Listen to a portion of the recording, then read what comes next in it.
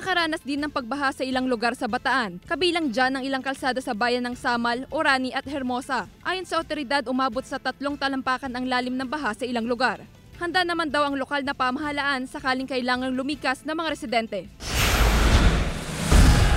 Sa lalawigan ng Nueva Vizcaya, hindi madaanan ng isang tulay sa Alfonso Castañeda matapos umapaw ang tubig mula sa ilog dahil sa pag-ulan. Pinagbawalan munang tumawid sa tulay ang mga motorista.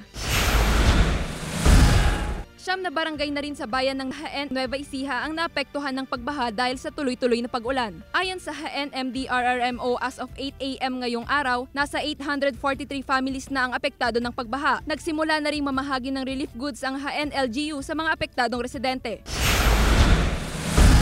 Inabisuhan naman ng pamahalaang panlalawigan ng Ilocos Sur ang lahat ng bayan at syudad na pagsagawa ng preemptive evacuation para sa paghahanda sa bagyong Emong. Nakapreposition na rin ang kagamitan ng PDRRMO sakaling manalasa sa lalawigan ng bagyo. Joel Fernandez, One North Central Luzon.